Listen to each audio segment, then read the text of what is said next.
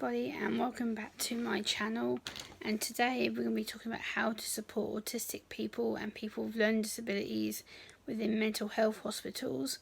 So yeah, I thought this was an important topic to talk about as someone on the autistic spectrum like myself.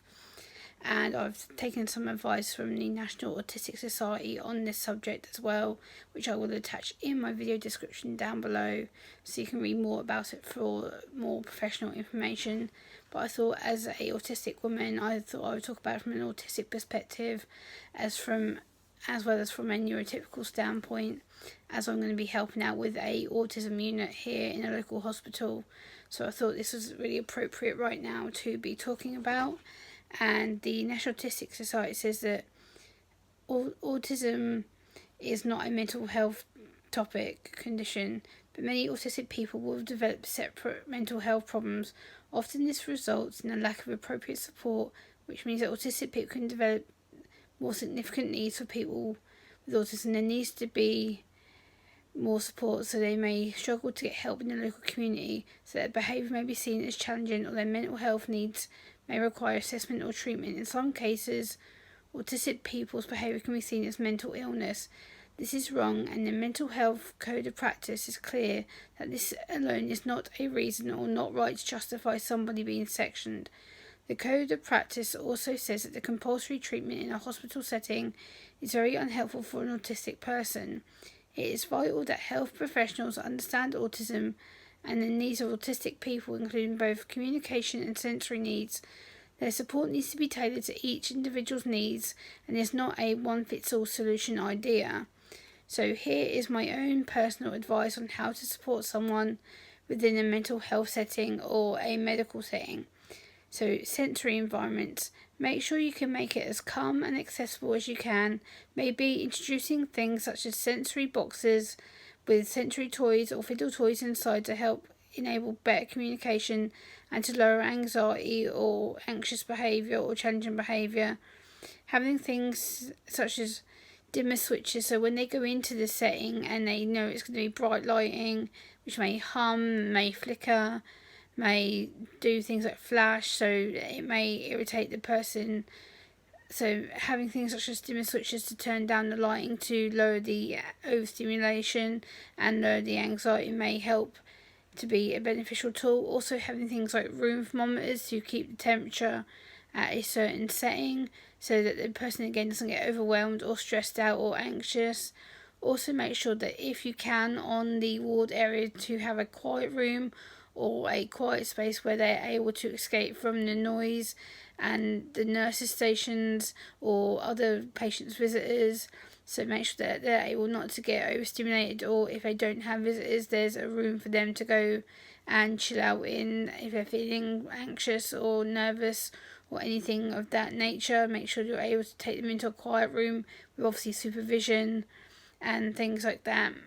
Also, when it comes to the sensory environment, make sure that the bedrooms are accessible. So again, it can be things like dimmer switcher lighting, or having like a flush button for the toilets, or offering a shower or a bath instead of a shower. A lot of autistic people cannot cope with showers.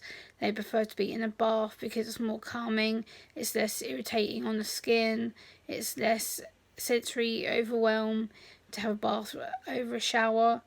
So again, it could be things like that, just little adjustments that help the autistic person or person with a learning disability get into a mental health setting when they know that it may not be through choice that they go there. It may be because the doctor or social worker or a psychiatrist or psychologist has made them go into there because they are a risk to themselves or a risk to other people in their local communities.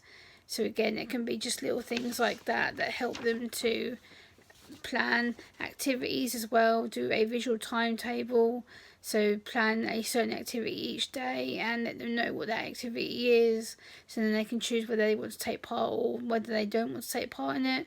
And also make sure that if the activities can be on a one-to-one basis, that may be a more beneficial outlet for them, and they may feel more confident talking to you if it's a one-on-one versus a group activity, because they may get overstimulated or more anxious being around people that they don't know, and the fact that they're stuck in a mental health ward and they're going to have to get used to being around other patients who have similar issues or conditions to themselves. So it's just about making sure you can offer things like that.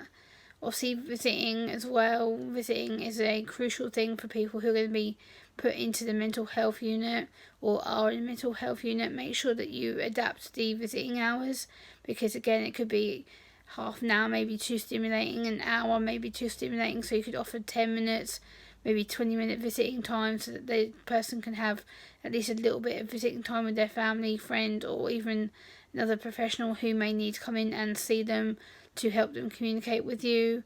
Also doing things like giving them an option to go outside for a walk with the staff member, or offering them again another quiet space so they can have the visitor come to see them off the ward to lower both their anxiety and the person who is visiting who may not be used to a mental health unit or mental health facility.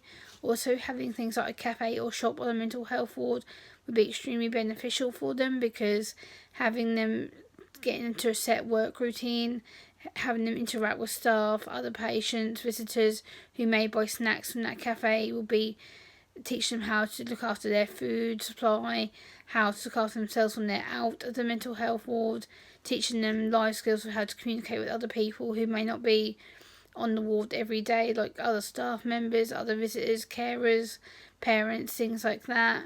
So it's just little adjustments that you can do to make their life a little bit more easier. And like I say, it's just about making little adjustments. So also, like, when you do activities with them, make them so the activities aren't so long-winded, or using, again, easy language or accessible language, so that they don't get overstimulated with the medical language. Make it clear, concise, easy to understand. So I hope you've enjoyed this video. Please like, comment, share and subscribe. I'll be back for the next video. Bye.